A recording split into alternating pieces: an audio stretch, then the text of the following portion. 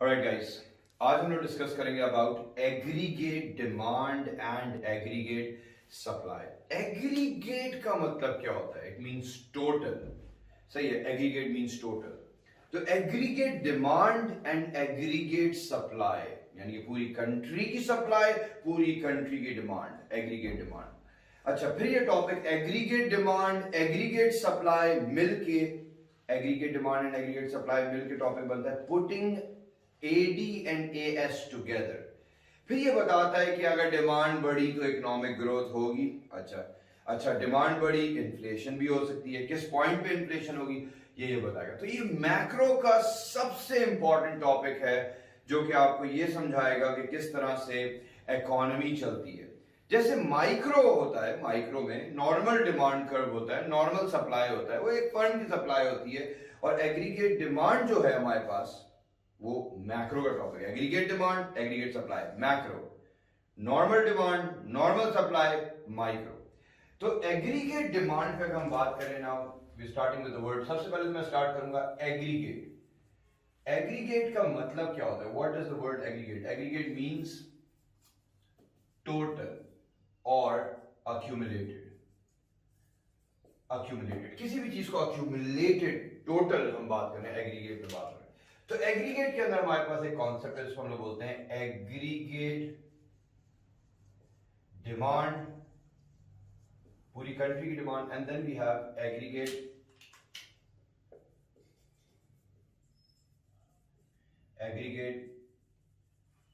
Supply. Aggregate demand and aggregate supply दोनों, aggregate एक topic है जो हमारे पास, इसको आइसोलेटेड भी देखा जा सकता है, इसको भी आइसोलेटेड, लेकिन एंड में जाके जुड़ जाते हैं दोनों टॉपिक से। अच्छा, जैसे हम बात करेंगे एग्रीगेट डिमांड। एग्रीगेट डिमांड होता क्या है? What is aggregate demand? पूरी कंट्री में जो डिमांड है, जो चीजें मैं खरीद रहा हूं, जो चीजें लेट्स सपोज मिस्टर इमरान खरीद रहे हैं, जो चीजें लेट्स सपोज मे बी आप लोग खरीद रहे हैं, जो चीजें फर्म्स खरीद रहे हैं, गवर्नमेंट जो जो पूरी कंट्री में डिमांड बनती है वो एग्रीगेट डिमांड है। So aggregate demand is the total demand for goods and services in an economy, in an economy, by all economic agents भी बोल सकते हैं। सही है। अच्छा, बनती कैसे ये डिमांड? अच्छा, कंपोनेंट्स ऑफ एडी। अब मैं शॉर्ट फॉर्म यूज कर रहा हूं एग्रीगेट डिमांड का, एडी। क्या क्या कंपोनेंट्स हैं इसके? कंपोनेंट्स हैं सी, यानी सी से क्या होता है? कंजम्पशन। आई, कंट्री के अंदर जो हम लोग चीजें खरीदते हैं वो कंजम्पशन है, जो जो जो चीजें हम लोग खरीद रहे हैं कंजम्पशन। आई, इन्वेस्टमेंट, इससे भी डिमांड होती है। कोई इन्वेस्टमेंट कर रहा है, कोई दुकान खोल रहा है, शटर चाहिए होगा, दरवाजे चाहिए होंगे वुड के, शीशा चाहिए होगा उसको खिड़कियों में लगाने के लिए से तो ये बेसिकली क्या? इन्वेस्टमेंट। किसी ना किसी से खरीद तो रहा है, कंट्री में डिमांड तो क्रिएट कर रहा है। जी का मतलब क्या है? Government spending. अगर गवर्नमेंट ब्रिज बना रही है, रोड बना रही है, सरिया खरीदेगी किसी से बजरी खरीदेगी, किसी से सीमेंट खरीदेगी, ब्लॉक्स खरीदेगी, किसी ना किसी से खरीद रही है ना, डिमांड तो क्रिएट हो रही है कंट्री में। एक्स का मतलब क्या है? एक्सपोर्ट। जितना एक्सपोर्ट करेंगे उसके लिए प्रोडक्शन करेंगे, उसके लिए रॉ मटेरियल किसी से खरीदेंगे, तो कंट्री में डिमांड तो क्रिएट कर रहा है वो। अच्छा, एम जो है, एम का मतलब है इंपोर्ट्स। इंपोर्ट, इसको मैं ब्रैकेट में क्यों लिख रहा हूं? क्योंकि पैसे बाहर जा रहे हैं। यही पैसे जो हमारे मुल्क में खर्च हो सकते थे, ये पैसे मुल्क से बाहर जा रहे हैं। That's known as import. तो इंपोर्ट का मतलब है money going out of the country. M, import. Are we clear with the idea? तो CIGXM ये पूरा एग्रीगेट डिमांड बनाता है। तो यानी कि अगर हम बात करें एग्रीगेट डिमांड के फॉर्मूला की, एग्रीगेट डिमांड फॉर्मूला क्या है, इसका बनता कैसे है, कैलकुलेट कैसे होता है? Simple, CIGXM। यानी कि सी कितना है? हमारी कंजम्पशन कितनी है? 10 मिलियन की हमारी कंजम्पशन है। 10 मिलियन की लेट्स सपोज हमारी इन्वेस्टमेंट भी है। 10 मिलियन गवर्नमेंट ब्रिज बना रही है, 10 मिलियन का एक्सपोर्ट कर रहे हैं। अभी तक ये कितना हो गया? अगर हम इसको ऐड करेंगे, अभी तक 40 हो गया, 10 20 30 40, एंड लेट्स सपोज 5 मिलियन का हम लोग इंपोर्ट कर रहे हैं, तो ये कितना हो गया हमारे पास? एग्रीगेट डिमांड पूरी कितनी बन रही है? 35 मिलियन की हमारी क्या है? Aggregate demand. Aggregate demand 35 million. तो यानी कि एग्रीगेट डिमांड बढ़ती कम कैसे होती है? बढ़ती या कम कैसे होती है? कोई भी कंपोनेंट में कोई भी चीज चेंज हो जाए तो एग्रीगेट डिमांड बढ़ जाएगी या कम हो जाएगी। मिसाल के तौर पे इन्वेस्टमेंट बढ़ गई, ये हो गई लेट्स सपोज 15 मिलियन पे पहुंच गई, 20 कर लेते हैं, सही है, 20 मिलियन पे पहुंच गई। अब ये कितना हो गया? 35 के बजाय 45 मिलियन। तो यानी कि कंपोनेंट सब चेंज होंगे तो एग्रीगेट डिमांड बढ़ भी सकती है, कम भी हो सकती है, डिपेंड करता है कि क्या चेंजेस आए, इंक्रीज हुआ है, डिक्रीज हुआ है। तो एग्रीगेट डिमांड बनता है इस तरह से, सही है, the total demand in the country, consumption जो हम लोग चीजें खरीदते हैं, फर्म जो इन्वेस्टमेंट करता है किसी ना किसी से चीजें खरीद रहा है, तो वो भी कंट्री में एग्रीगेट डिमांड क्रिएट कर रही है। गवर्नमेंट ब्रिज बना रही है, रोड बना रही है, तो किसी से ट्रांसपोर्ट लेगी, किसी से चीजें खरीदेगी, तो उससे डिमांड क्रिएट हो रही है कंट्री में। एक्सपोर्ट हो रहा है, स्पोर्ट्स गुड्स पाकिस्तान से बाहर जा रहे हैं, तो उससे डिमांड क्रिएट होगी कंट्री के अंदर। इंपोर्ट से पैसे आपके बाहर जा रहे हैं, वही पैसे जो कंट्री के अंदर खर्च हो सकते थे कंट्री से बाहर जा रहे हैं, so that's a minus sign. तो अगर इंपोर्ट कम कर दे तो क्या होगा? इंपोर्ट कम कर दो तो एग्रीगेट डिमांड बढ़ जाएगी। ये -5 था ना 40 तक, पहले वाले एग्जांपल 10 10 10 10 40 हो गया था, -5 35 बन गया था। ये सिर्फ 1 कर दे इसको, यानी कि 4 नहीं हो रहा, अब सिर्फ 1 हो रहा है, तो 39 पे पहुंच जाएगा, बढ़ जाएगा aggregate demand. Reduction in imports can increase aggregate demand. अब एग्रीगेट डिमांड बाय ग्राफ अगर हम देखें इसको, एग्रीगेट डिमांड यानी कि शॉर्ट फॉर्म यूज करूं एडी बाय ग्राफ। अच्छा, एडी बाय ग्राफ जो मैं स्टार्ट कर रहा हूं, इस ग्राफ को मैं बहुत आसान करके आपको समझा दूंगा। पहले मैं माइक्रो का ग्राफ बना रहा हूं, ये सबसे पहले मैं माइक्रो का ग्राफ बना रहा हूं। ये नॉर्मल है, ये यहां लिख रहा हूं क्या? प्राइस। यहां नॉर्मल डिमांड कर्व में क्या होता है? क्वांटिटी। ये क्या होता है? डिमांड। नॉर्मल डिमांड कर्व ऐसे ही बनता है, सही है। अब बड़ा आसान हो जाएगा इस कॉन्सेप्ट को, एग्रीगेट डिमांड। अगर इसी ग्राफ को मैं एग्रीगेट डिमांड पे कन्वर्ट कर रहा हूं, एडी, एग्रीगेट डिमांड तो पूरी कंट्री की डिमांड है, तो एक गुड की प्राइस होगी या सारे गुड्स की प्राइस होगी? सारे गुड्स की प्राइस होगी, तो इसको क्या बोलेंगे? General price level. General price level. मुझे एक बात बताएगा, मैं बोलूं यार पाकिस्तान में जनरल प्राइसेस जो हैं वो बढ़ गई हैं, जनरल प्राइसेस बढ़ गई है, इसका मतलब क्या है? महंगाई हो गई है। महंगाई को क्या बोलते हैं? इन्फ्लेशन। तो यानी कि इसको यूं भी लिखा जा सकता है, inflation. GPL, general price level या इन्फ्लेशन, बात एक ही है, सही है। अच्छा, ये क्वांटिटी एक फर्म की थोड़ी है, तो ये पूरी कंट्री की क्वांटिटी है। पूरी कंट्री की क्वांटिटी क्या होती है? National output. नेशनल आउटपुट का मतलब क्या है? Simple, GDP. तो ये क्या बन जाएगा? जीडीपी। तो एक्चुअली एग्रीगेट डिमांड कर्व इस तरह से बनता है, सही है। तो ये मैक्रो है, वो माइक्रो था, वो बहुत छोटे लेवल पे, पूरी कंट्री लेवल पे। अब मिसाल के तौर पे कंट्री में भी हमारे पास इतनी इन्फ्लेशन चल रही है 10%, जीडीपी हमारा 100 मिलियन पे है। अगर हमारे यहाँ महंगाई और बढ़ गई, 10% के बजाय हमारे यहाँ महंगाई 20% पे चली गई, तो ये हो क्या रहा है? हमारा जीडीपी सिर्फ 40 मिलियन पे क्यों आ रहा है? जब महंगाई होगी, लोग चीजें ज्यादा खरीदेंगे, कम खरीदेंगे, कम खरीदेंगे।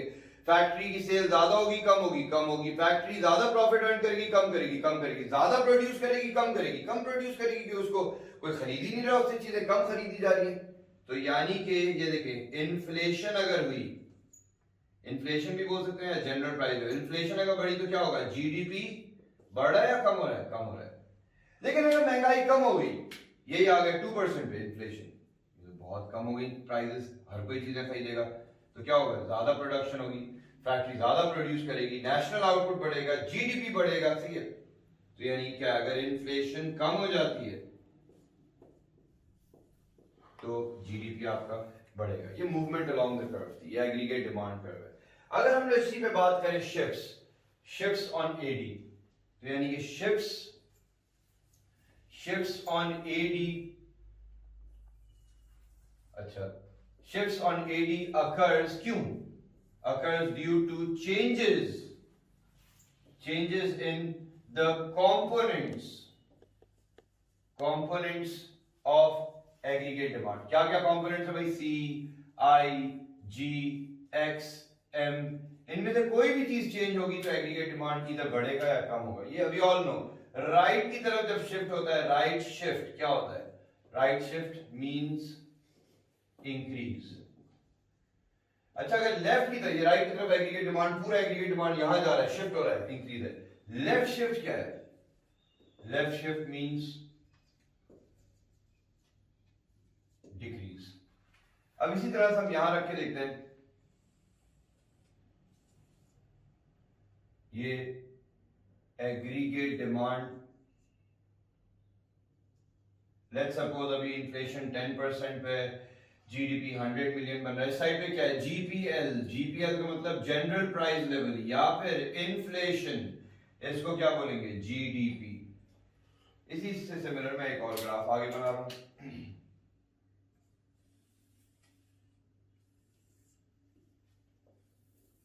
ये एग्रीगेट डिमांड, इस पे भी ये रख रहे हैं 10%, सही है, 10% एंड 100, इसका क्या कहते हैं? जीडीपी। यानी कि ये साइड क्या है? जीडीपी, ये साइड क्या है?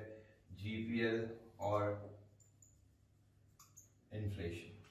अगर मिसाल के तौर पे एग्रीगेट डिमांड बढ़ गया, कैसे बढ़ेगा? इन्वेस्टमेंट बढ़ गई, या फिर कंजम्पशन बढ़ गई, या गवर्नमेंट स्पेंडिंग बढ़ गई, या एक्सपोर्ट बढ़ गया, या इंपोर्ट कम हो गया, तो ये क्या होगा? बढ़ता कहां है? डिमांड। डिमांड सप्लाई बढ़ते कहां है? राइट की तरफ बढ़ते हैं। कम कहां होते हैं? लेफ्ट की तरफ कम होते हैं। तो डिमांड बढ़ गई, लेट्स सपोज 10 बिलियन से बढ़ गया, ये और बढ़ गया 81।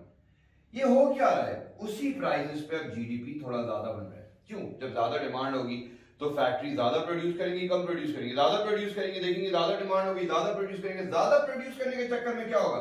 जीडीपी बढ़ेगा। तो यानी कि अगर आप एग्रीगेट डिमांड बढ़ाएंगे कंट्री के अंदर तो जीडीपी बढ़ता है।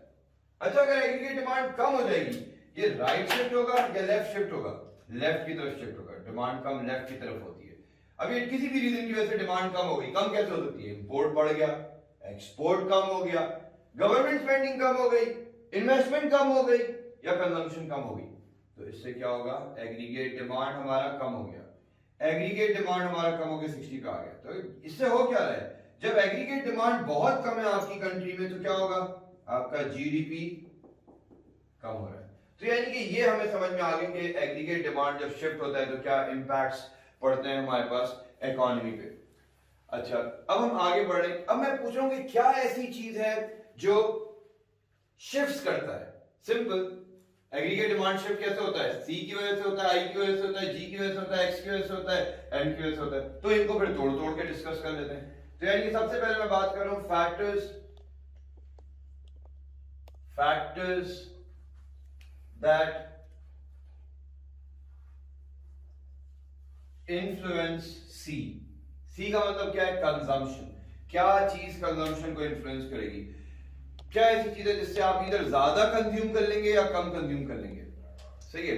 Can it be changes in income? Changes in income, आपकी इनकम बढ़ गई तो क्या होगा? ज्यादा कंज्यूम करेंगे। इनकम कम हो गई, कम कंज्यूम करेंगे। दूसरा, टैक्सेस होगा ज्यादा, तुम लोगों की, हम सब की इनकम पे बहुत टैक्स लग गया, पैसे ही नहीं बच रहे हमारे पास, तो कंजम्पशन हम कम करेंगे। तो यानी कि changes in taxes. Consumer confidence आएगा। कोविड की वजह से ग्लोबल रिसेशन आया, लोग, कंज्यूमर कॉन्फिडेंस कम हो गया, कंज्यूमर्स कम चीजें खरीद रहे हैं। अभी करेंगे लग्जरीज कम खरीद रहे हैं, तो क्या होगा? कंज्यूमर कॉन्फिडेंस अगर चेंज होगा तो भी कंजम्पशन पे चेंजेस आएंगे। Changes in consumer confidence. और क्या आएगा? इंटरेस्ट रेट आएगा। अगर इंटरेस्ट रेट बढ़ गया तो मैं पैसे खर्च ही नहीं करूंगा, बैंक के अंदर रखूंगा क्योंकि मुझे ज्यादा इंटरेस्ट मिलेगा। तो कंजम्पशन आज तो कम हो रही है ना, बाद में बढ़े तो बढ़ेगी, देखा जाएगा। अभी तो कम हो रही है ना क्योंकि मैं पैसे सारे बैंक में रख रहा हूं। तो यानी कि क्या है? Changes in interest rates. Interest rate अगर चेंज हो जाए तो उससे क्या होगा? कंजम्पशन पे हमारे पास अफेक्ट पड़ेगा। अच्छा, फिर इसके बाद अगर हम बात करें factors that influence I means investment. क्या चीज इन्वेस्टमेंट को अफेक्ट करेगी? सबसे पहले एक बात बताएं, इन्वेस्टमेंट आदमी क्यों करता है? उसको रेट ऑफ रिटर्न जब मिल रहा हो। अगर रेट ऑफ रिटर्न ज्यादा मिल रहा है, पाकिस्तान की गवर्नमेंट ने टैक्सेस कम करे हुए हैं, बड़ी आसानी करी हुई है, हर कोई आके इन्वेस्ट करे, तो क्या होगा, हर कोई इन्वेस्ट करेगा, बाहर के लोग भी पाकिस्तान में इन्वेस्ट करेंगे, तो जितना रेट ऑफ रिटर्न ज्यादा होगा उतनी इन्वेस्टमेंट ज्यादा होगी। तो यानी कि factor that influence investment, changes in rate of return, जितना रेट ऑफ रिटर्न बढ़ेगा इन्वेस्टमेंट ज्यादा आएगी, रेट ऑफ रिटर्न कम होगा इन्वेस्टमेंट कम आएगी। फिर इसके बाद the level of business confidence, अगर बिजनेस कॉन्फिडेंस कम है, जैसे अभी कम है, तो इन्वेस्टर कम इन्वेस्ट कर रहा है, सही है, तो ये भी एक फैक्टर, बिजनेस कॉन्फिडेंस ज्यादा है, हर कोई इन्वेस्ट कर रहा होगा। फिर इसके बाद द गवर्नमेंट इंसेंटिव्स, इसका मतलब क्या है, द गवर्नमेंट इंसेंटिव्स, यानी कि गवर्नमेंट क्या इंसेंटिव्स दे रही है, सही है, अगर गवर्नमेंट बहुत इंसेंटिव दे रही है, आपको इंटरेस्ट फ्री लोन्स दे रही है, आपको टैक्स हॉलीडेज दे रही है, तो ज्यादा इन्वेस्टमेंट आएगी। फिर इसके बाद द अमाउंट ऑफ रेगुलेशंस, बहुत ज्यादा रूल्स एंड रेगुलेशंस है, इन्वेस्टमेंट नहीं आएगी, कम आएगी, सही है। फिर इसके बाद the interest rate and tax rate, अगर इंटरेस्ट रेट और टैक्स रेट कम है, इन्वेस्टमेंट आपके पास ज्यादा आएगी।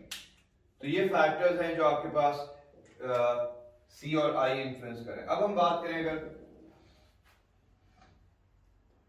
फैक्टर्स दैट इन्फ्लुएंस, अब क्या आएगा, सी हो गया, आई हो गया, सी आई, उसके बाद क्या आता है, जी, सही, factors that influence government spending, सबसे पहली चीज क्या है जो गवर्नमेंट स्पेंडिंग को इन्फ्लुएंस करेगी, द अमाउंट ऑफ रिजर्व्स, बहुत ज्यादा रिजर्व में पैसे पड़े हैं, गवर्नमेंट खर्च करेगी, सही है। अच्छा, the objectives of government, government का ऑब्जेक्टिव है इंफ्रास्ट्रक्चर बेहतर करना है, तो गवर्नमेंट स्पेंडिंग ज्यादा होगी।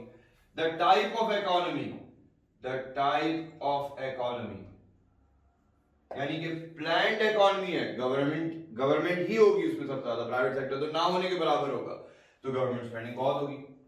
फिर इसके बाद अमाउंट ऑब्जेक्टिव्स ऑफ गवर्नमेंट, फिर इसके बाद the amount of tax collected, आपने कितना टैक्स कलेक्ट करा है, सही, गवर्नमेंट ने टैक्स बहुत कलेक्ट करा है तो गवर्नमेंट स्पेंड ज्यादा करेगी। अच्छा, फिर इसके बाद फैक्टर्स दैट इन्फ्लुएंस, अब क्या आएगा, जी के बाद एक्स आता है, इन्फ्लुएंस एक्स, एक्सपोर्ट को क्या चीज इन्फ्लुएंस करेगी, the quality of local goods, बहुत अच्छी क्वालिटी के हैं, ज्यादा बिकेंगे, सही है। अच्छा, the price slash inflation in local market, अगर बहुत महंगाई है हमारे यहां तो लोग हमसे चीजें नहीं खरीदेंगे, हमारी प्राइसेस अगर ज्यादा है। तीसरा point, economic condition in other countries,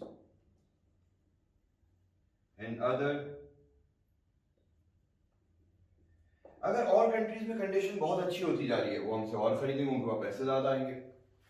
अच्छा, और क्या है हमारे पास, the trade restrictions in other countries, अगर और कंट्री ने बहुत ज्यादा टैक्सेस, कोटा, एम्बार्गो लगाना शुरू कर दिया, हमारे एक्सपोर्ट कम होते जाएंगे। द एक्सचेंज रेट, अगर हमारी करेंसी जितनी वीक होगी उतना ज्यादा एक्सपोर्ट होगा, गोरे को सस्ती पड़ रही होंगी आपकी चीजें, वो $1 लेके आएगा, यहाँ 160 में कन्वर्ट हो रहा है, 160 चीजें लेके जा रहा है, ₹1 की एक चीज है, लेट्स सपोज। अगर हमारी करेंसी और मर गई, 200 का $1 आ रहा है, गोरा $1 लेके आया, 200 रुपीज में कन्वर्ट हुआ, 200 चीजें लेके जाएगा यहाँ से, तो ज्यादा खरीदेगा हमसे।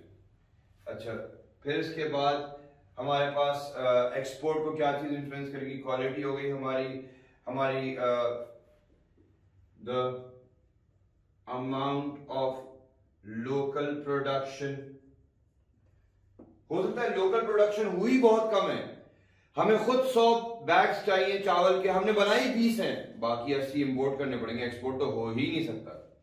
अच्छा, अब इसके बाद फैक्टर्स दैट इन्फ्लुएंस, अब क्या आएगा इन्फ्लुएंस, एम, एम का मतलब इंपोर्ट। क्या चीज ऐसी है जो इंपोर्ट करेगी? सबसे पहले the level of protectionism. Protectionism क्या होता है भाई? प्रोटेक्शनिज्म जो गवर्नमेंट लगाती है, क्या क्या होता है प्रोटेक्शनिज्म में? टैरिफ, सही है, जितनी ड्यूटियां लगेंगी बाहर से चीजें कमाएंगी। कोटा, लिमिट लगा दी भाई, 100 गाड़ियों से ज्यादा नहीं आएंगी।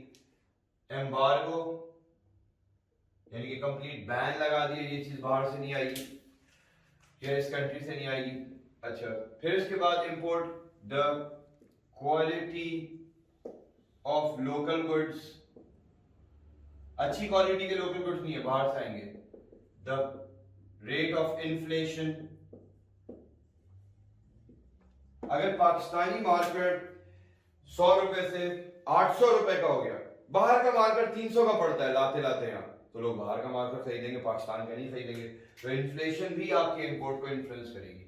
फिर इसके बाद क्वालिटी हो गया, गुड्स हो गया, रिलेशंस विद अदर कंट्रीज, आपकी रिलेशन अच्छी है तो आप ज्यादा मंगवाएंगे चीजें उनसे अगर आपको जरूरत है। फिर इसके बाद हमारे पास और क्या आएगा? प्रोटेक्शनिज्म हो गया, रेट ऑफ इन्फ्लेशन हो गया, क्वालिटी हो गया, the amount of local demand, के लोकल मार्केट में डिमांड कितनी, अगर नहीं मीट कर पा रहे तो इंपोर्ट करेंगे। The amount of local production, कि लोकल मार्केट में प्रोडक्शन कितनी हो रही है। अच्छा, इसमें एक पॉइंट और ऐड कर रहा हूं मैं, the effectiveness of e-PG, export processing zone. बहुत अच्छा है आपका एक्सपोर्ट प्रोसेसिंग जोन। गवर्नमेंट का एक ऑफिस होता है जो आपके लिए मार्केट ढूंढता है इन अदर कंट्रीज, सही है, और देखता है कि अच्छा पाकिस्तान मार्कर बना रहा है 100 रुपए का, जाके चेक करा स्पेन कितने का मार्कर खरीद रहा है, अच्छा 80 का खरीद रहा है, नहीं बेच सकते, और आ गया। मैक्सिको यही मार्कर 180 का खरीद रहा है, हम तो 100 का बनाते हैं, हमारे लोगों को आगे जगाएगा वहां जाके बेचो, क्योंकि वो लोग 180 का खरीद रहे हैं, सही है, तुम तो 100 का बेच रहे हो, लेकिन कुछ चार्ज नहीं करते किसी से। क्यों करती है गवर्नमेंट ये? गवर्नमेंट का क्या फायदा है इसमें? क्योंकि गवर्नमेंट को एक्सपोर्ट बढ़ाने का अपॉर्चुनिटी मिलती है, सही है, एम्प्लॉयमेंट बढ़ती है, फॉरेन पैसा आता है, बैलेंस ऑफ पेमेंट सही होता है। तो जितना अच्छा आपका एक्सपोर्ट प्रमोशन ब्यूरो भी बोल सकते हैं इसको, या एक्सपोर्ट प्रोसेसिंग जोन जितना अच्छा होता है उतनी आपकी एक्सपोर्ट्स बढ़ेंगी। Are we clear with this? यहां तक हमें समझ में आ गया? So this is the end of aggregate demand. Are we clear? Okay.